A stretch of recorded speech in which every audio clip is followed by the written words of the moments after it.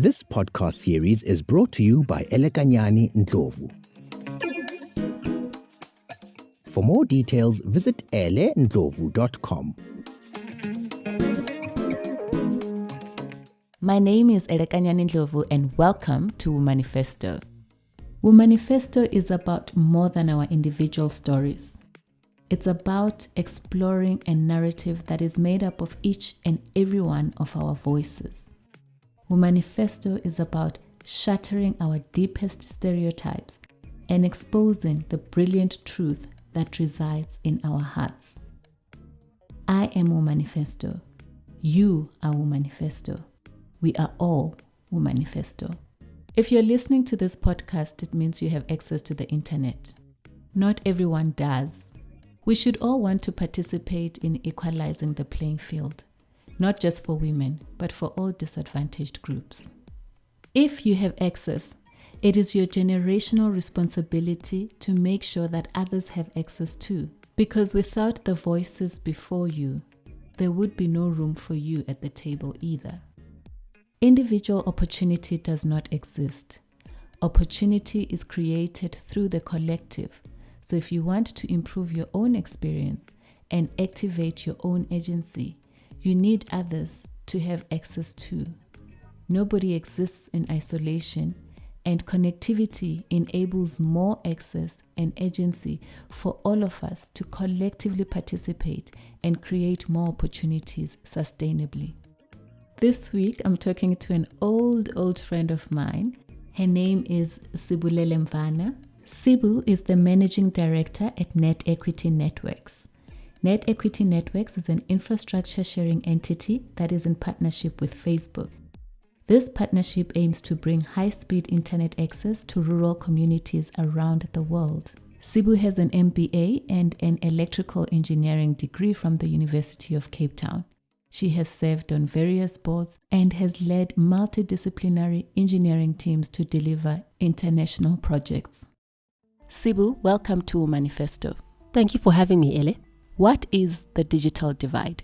The digital divide happens because people cannot get access to technologies, whether it's because of affordability or because of a lack of infrastructure. Out of a population of about 7.7 billion people, only 2 billion people are digitally connected. That's roughly 30% of the world population. Yes, and in Africa, that's about 78% of African females who are not connected. Being digitally excluded means that those people will not be able to compete in the labor market.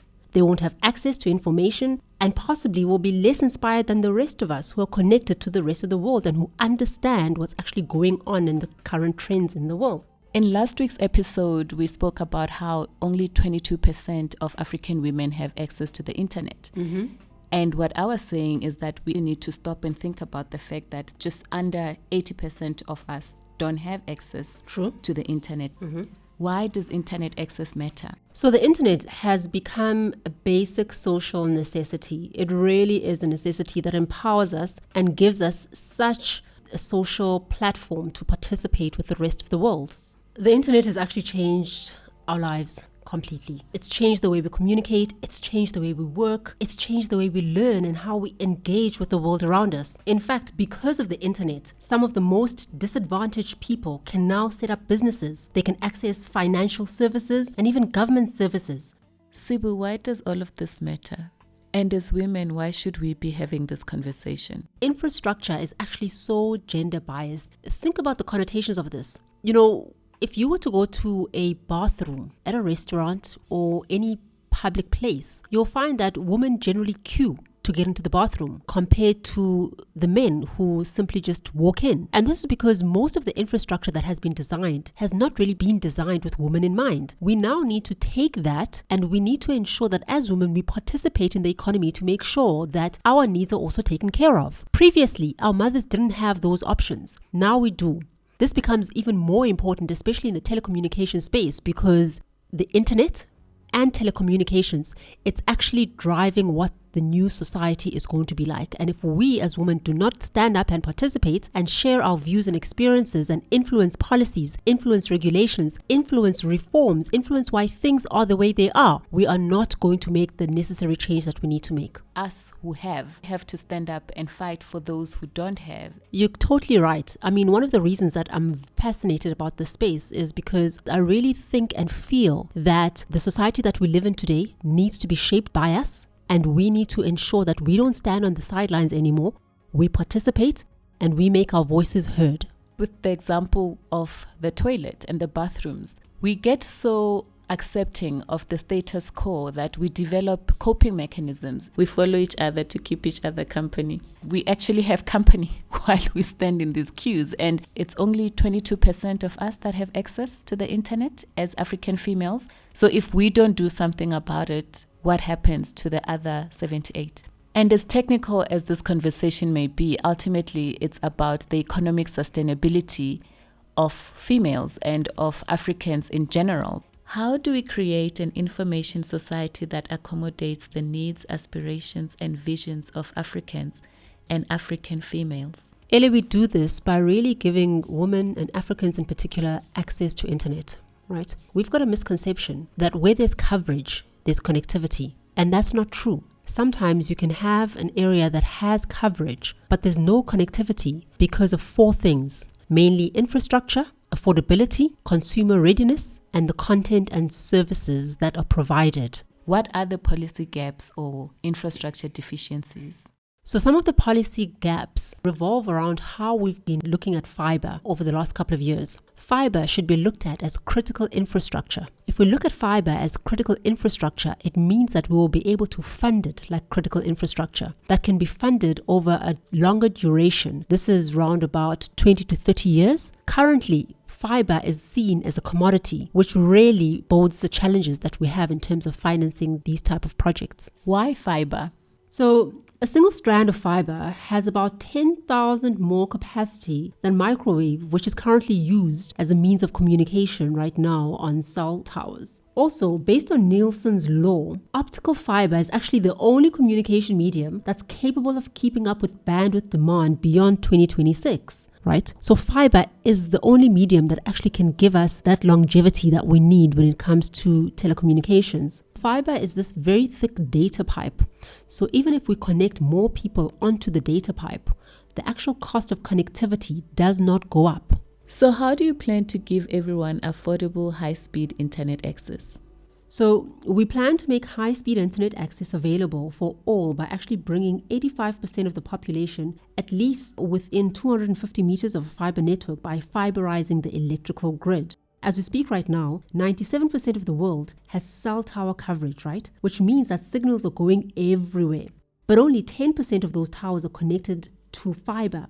Yet, over 80% are connected to the electrical grid. So the second part with highlighting is that the topology of the fiber network and the electrical grid is virtually identical. That means that following the electrical grid is actually a viable strategy. So at Net Equity, the way we think about the connectivity problem, that if we can make the recurring costs of internet connectivity as low as television, adoption to the internet will follow. This is the big theory that we're working with right now. The problem from a telecoms point of view is that everyone turns to the telecoms to bridge the digital divide. Telecoms have this problem where their average revenue per user is actually declining, yet the data consumed per customer is rising. Telecoms are actually struggling to show their shareholders how a return will materialize if they were to make those capital investments. The one solution which excited us when we looked at it, it was a model that's actually being applied by a company called Reliance Jio, which is in India. It was started in 2016, and we saw that this operator entered the Indian market in September 2016. Today, they are the largest market share in India.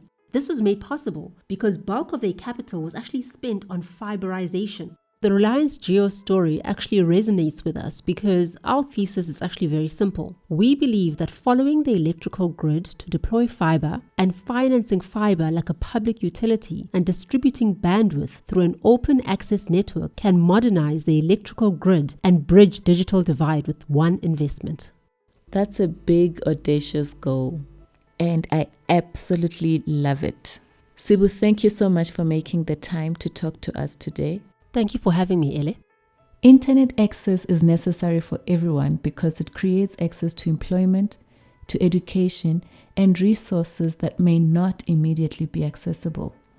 Connectivity also creates opportunity to learn, to access information, and people who are able to equip you with necessary resources and skills.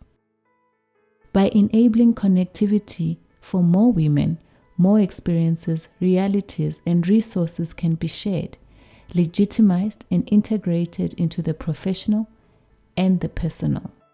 As with anything, whether it's activism, policy, or socio-economic shifts, voices are only taken seriously when there are enough of them.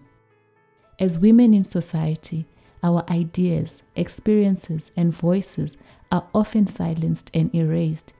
Through enabling more women and empowering a community of leaders through connectivity and access to connectivity, we are able to support one another faster, we are able to distribute resources, information, and opportunities within our community of women so that the barriers no longer stand in the way of professional growth, personal support, and access to economic mobility.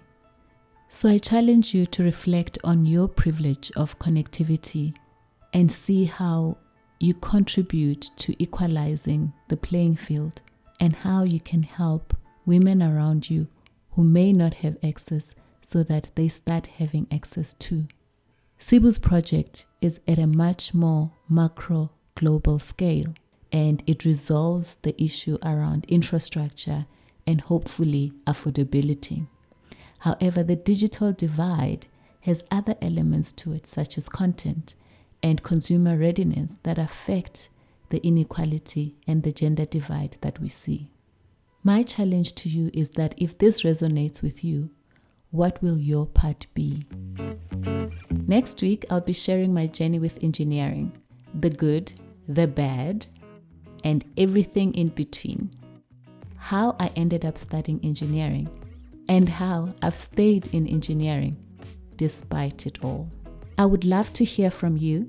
Please share your thoughts, ideas, and experiences with me on elendlovu.com or send an email to womanifesto@elendlovu.com.